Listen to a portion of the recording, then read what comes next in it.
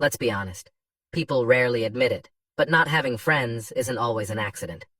It's often the result of specific psychological patterns, habits of thinking, behaving, and perceiving the world that make genuine connection almost impossible. This isn't about being introverted or shy. It's deeper than that. Here's what psychology says about people who end up walking alone, even when they don't want to. 1. They overanalyze every social interaction. People who don't have many friends usually think too much, especially about people. They replay conversations in their head, dissect every word, and overthink how they came across. This comes from hyper-self-awareness, a psychological trait where your brain constantly monitors how others might perceive you. It sounds smart, but it's social poison. Because when you're stuck analyzing, you can't relax. And people sense that tension. It feels like distance, even when you're trying to connect. You don't mean to be cold, you're just trapped in mental observation mode. The truth is, your brain is busier analyzing people than actually bonding with them. 2. They have a low tolerance for inauthenticity. You can spot fake behavior instantly. Forced laughter, attention-seeking, drama. And once you see through it, you can't unsee it. Psychologists call this high social perception, and it's common among people with advanced emotional intelligence. But here's the dark side. When you see the truth behind people's behavior, you stop playing along. You don't fake interest. You don't flatter. You don't pretend to be impressed. And in a world built on small talk and surface-level validation, that honesty isolates you. You're not rude, you're real. But realness makes people uncomfortable.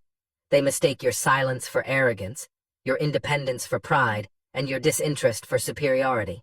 So they avoid you, not because you're cold, but because you expose their warmth as performance. 3. They're too self-sufficient for social circles. Most friendships are built on small dependencies, shared emotions, mutual reassurance, or constant contact. But people who don't have many friends rarely need those things. They regulate their emotions internally. They deal with problems alone. In psychology, this is called emotional self-reliance. It's strength on paper, but isolation in practice. Because human connection thrives on vulnerability. When you never ask for help, never open up, never show emotional need, people subconsciously feel useless around you, and over time, they stop trying. You don't push people away directly, you just give them no space to matter. You're not unlikable. You're just too self-contained for most people to enter. 4. They reject group mentality. People who struggle to keep friends often have one dangerous trait: high individualism. They don't follow trends, they don't mimic group behavior, and they don't conform just to fit in.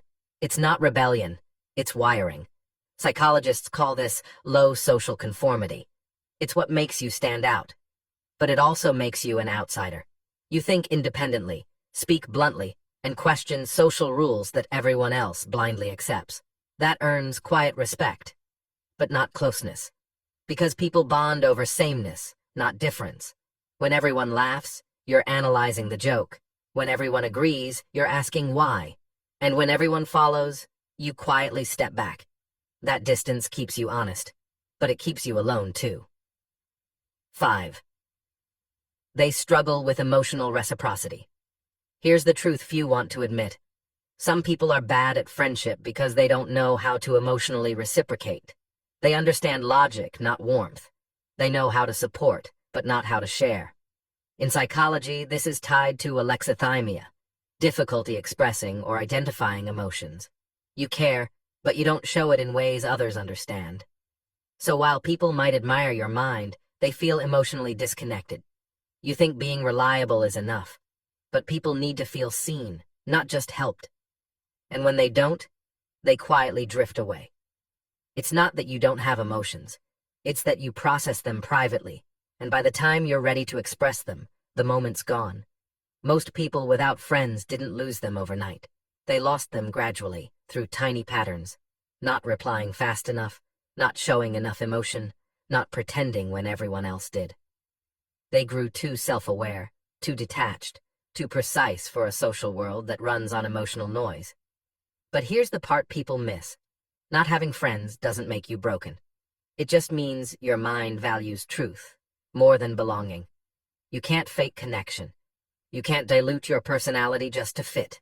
And that's why you stand alone, not because no one understands you, but because few can match you. You don't need to change your personality, but you need to understand it. Because once you know how your traits shape your connections, you'll stop asking, "Why don't I have friends?" and start realizing, not everyone is built to handle me. If you want to understand how your mind actually works, not the sugar-coated version, subscribe. Because here, we don't talk about motivation. We talk about psychology that exposes the truth.